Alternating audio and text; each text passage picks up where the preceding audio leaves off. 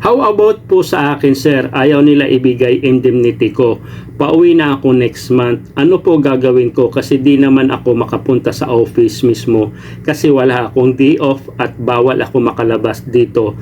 Ano po gagawin ko dyan about sa indemnity? Sana po mapansin kasi need ko yan pera na yan kasi wala po akong ipon. Ayan, shout out sa iyo, madam, no? Hindi ko na banggitin yung pangalan. So regarding naman sa indemnity, madam. So bago ko umpisahan yung kasagutan mo, madam, share this video and then i-follow nyo po ako sa YouTube kung may mga tanong po kayo related sa OFW, mag-comment lang po kayo. So ilalagay ko po yung YouTube link ko sa baba and doon po ako magre-reply. Okay, so yan po yung bagong channel ko sa YouTube and dito naman sa TikTok. Okay, so doon po kayo magtatanong sa YouTube channel ko.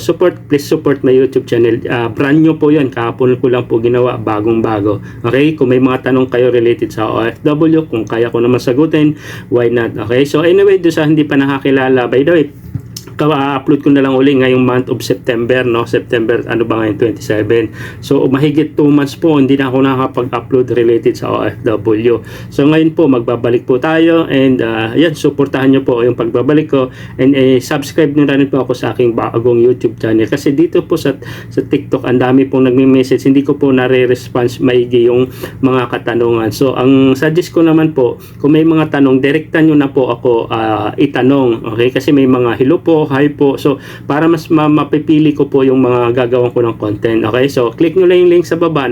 Mariredirect po kayo sa YouTube channel ko o ilalagay ko na lang yung YouTube channel ko and doon po kayo dito magtatanong para madali ko po makita yung mga katanungan nyo doon sa YouTube kasi nanonotify ako doon sa aking channel. Okay, so thank you. So balik tayo dito sa concern ni madam regarding sa kanyang indemnity na hindi raw siya makakapunta sa opisina. So madam, hindi nyo naman kailangan pumunta sa office, kaya nga nagtataka ako sa mismong office kamo. So wala namang opisina yung indemnity, hindi nyo kailangan pumunta sa OWA, sa DOLE or sa embassy kung saan bansa ka man ngayon, no? Isa ka rin namang OFW, katulad ko rin. So, ang indemnity po, direct nyo po i-message, no, i-inform yung inyong employer.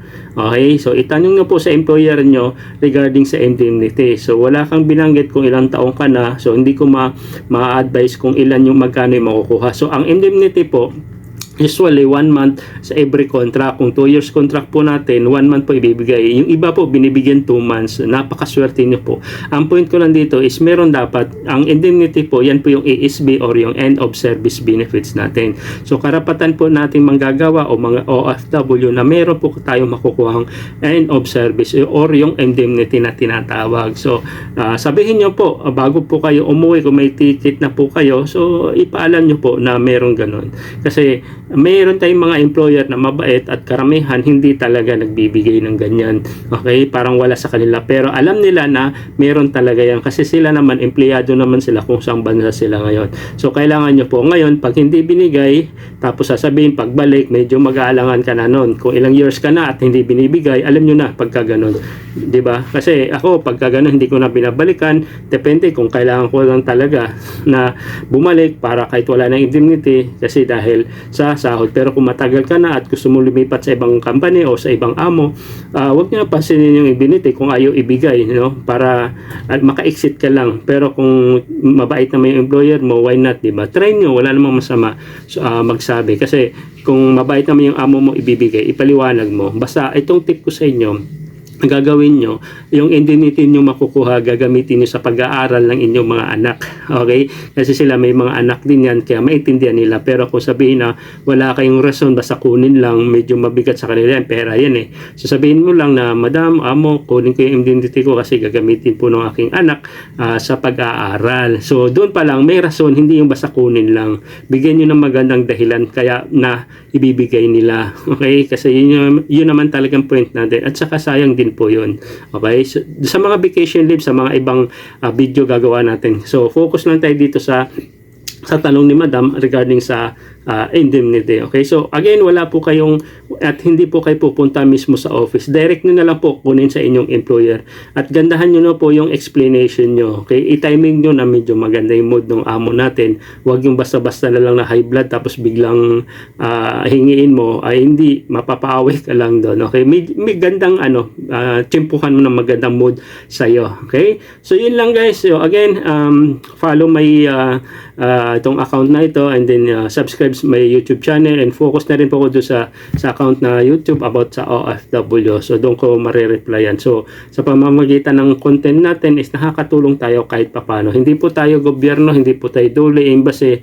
Ang sa akin naman 10 years OFW, nagbibigay lang po ng idea, tips. So dalawang option lang yung naman yung gagawin nyo or pipiliin nyo kung maniwala kayo o hindi. At least ako nagbigay lang po ng idea na maaring makatulong sa mga kapwa din nating OFW. Okay? So maraming salamat sa pag-support and sana maging maayos po yung ating buhay o lagi po tayong mag-iingat lalo na sa mga kapwa kong OFW. Anyway, nasa Saudi po ako until now. So talaga po na mag-ipon tayo kasi sabi ni Madam sa bandang huli, kailangan niya kasi wala pa siyang ipon. And agree naman ako doon. So, magiging wise po tayo sa ating mga kinikita sa abroad. Huwag basta-basta ibigay lahat ng mga biyaya, no? So, walang masamang tumulong, pero ingatan nyo po yung sarili. Kasi ako, relate ako sa sarili ko na pag may pera, marami kang kaibigan. Pag wala ka na at umuwi ka na, wala. So, totoo po yun. So, ngayon pa lang, advice ko sa mga bagong kapwa kong OFW, magtabi para pag uwi hindi po tayo kawawa. Okay, kung napanood mo to sa TikTok at nabitin kayo kasi hindi naman to full video dito sa TikTok, so punta lang po kayo sa YouTube, i-upload, ilalagay ko po yung link ng full video na ito para naman mapapanood nyo po yung buong video talaga, mas lalo nyo maintindihan. Okay, so magtulungan po tayo, gagawin ko po yung best ko para makatulong po sa inyo. Okay, yun lang. This is Balitang OFW Pinoy TV and Balitang Trending PH saka Payong OFW. Share this video. God bless and bye.